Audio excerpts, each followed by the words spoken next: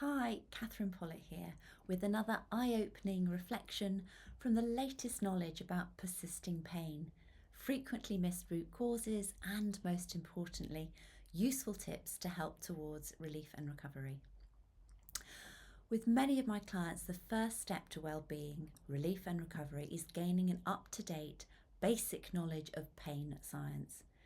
That is, that we now know that all pain we feel is generated by the brain, and most pertinently, that pain can also be generated without any physical cause, such as an injury, strain, or a disease process in the body.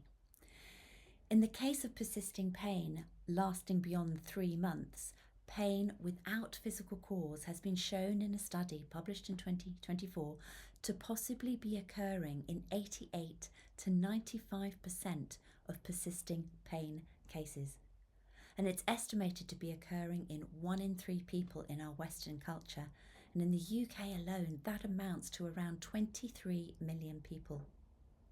So to help clarify what I'm referring to, this form of persisting pain has often been called chronic pain, but I'm glad to see that it's now more purposefully being termed neuroplastic pain, which more helpfully translates to nervous system changeable pain, i.e. the pain is changeable.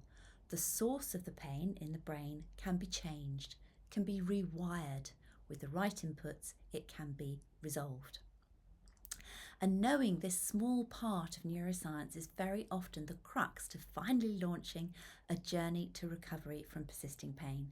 And thankfully, it's a journey that is still possible, even if symptoms have been present and severe for many years. So, once injury, infection, tumour, or an autoimmune process has been cleared by a qualified health professional, this knowledge allows in an understanding that the body part that's been hurting is indeed most likely intact, strong, and safe. So the next common question to arise is, well, if there's no injury or disease process, why is the pain there? Why is the pain being generated by the brain? Well, like the sensation of butterflies in our stomach prior to a demanding work presentation or a job interview, our brain can also generate tension and the sensation of pain due to rising uncomfortable emotions and fear. So this is in fact a normal process that's just part of our normal subconscious fight and flight autonomic nervous system. But it's a complex process, and it's the result of the brain's perceived evaluation of how much potential danger we or our tissues are in. And to make this evaluation, the brain computes its output as a result of inputs, and they're not only from the senses in our body, but from our thoughts, our emotions, and perceived past experiences as well. So to help illustrate the frequently missed emotional aspects to bodily pain being generated by the brain, I thought I'd put together a few examples.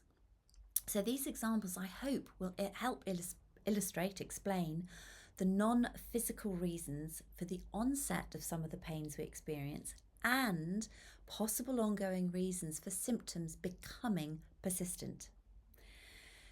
So the first, as an example, if you were to look at something from a purely physical cause, a new episode of back pain could be explained as a muscular strain. It must have been when I lifted those heavy boxes yesterday. But instead, we could consider the thoughts and emotional pressures that were occurring at the time the boxes were being lifted. I haven't got time to find what I need in these boxes I'm now having to move. It's really not my job. It should be Sandra's job to do this. Can you feel the emotional turmoil that's adding perceived stress to the nervous system there?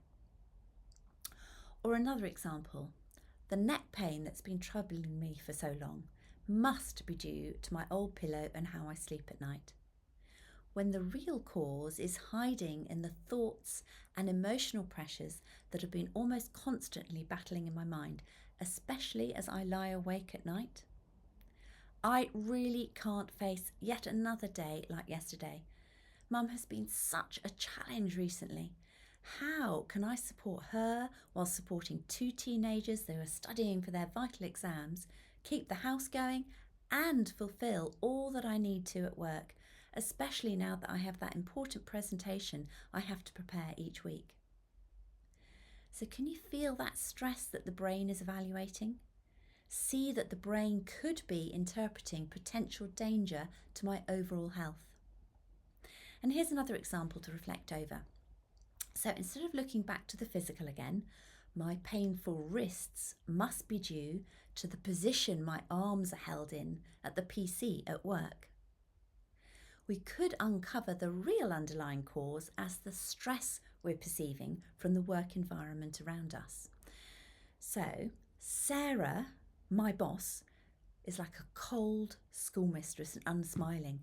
I feel she's judging me all the time and it makes me angry. I just can't think clearly when she's around.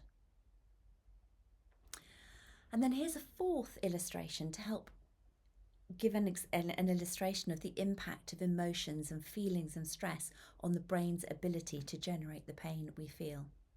So instead of concluding from a physical point of view, my shoulders worse because of the paddleboarding the other day, when the real root cause is perhaps just as likely to include the emotional element during the event. I didn't like that paddleboarding. I was slow despite trying my best, and the others just left me behind. It wasn't the family activity it was supposed to be.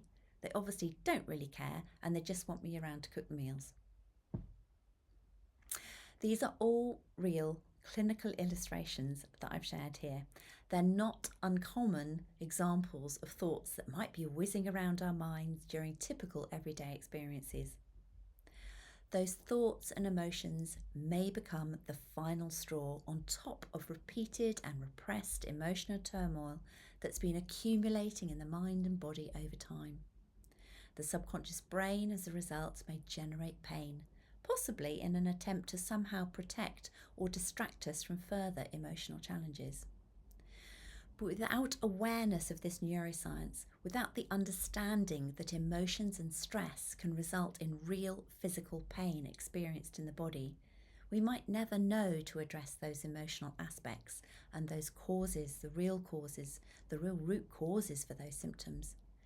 And that explains why symptoms can become persistent, no matter what physical therapy or medications we try, because the emotional trauma remains unprocessed and unresolved in the mind and body.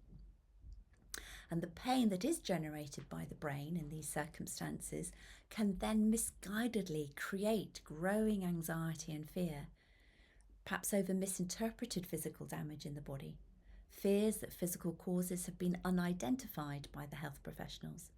And those fears can then fuel more pain, and we inadvertently develop a perpetuating pain, anxiety and fear and more pain cycle. But the great news is that freedom from this persisting pain is possible.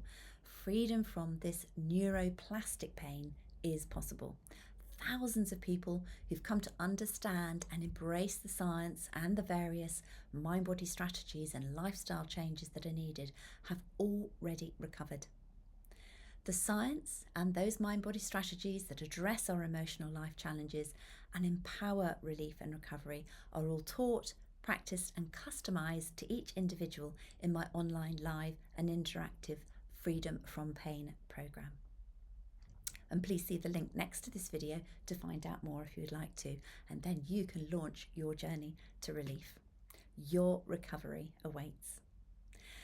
Thank you for listening, and I look forward to presenting more eye-opening reflections from the latest knowledge about persisting science, about persisting pain, so the latest knowledge from science. And most importantly, I'll be offering helpful tips to guide you towards your relief and recovery. Take care and speak to you soon.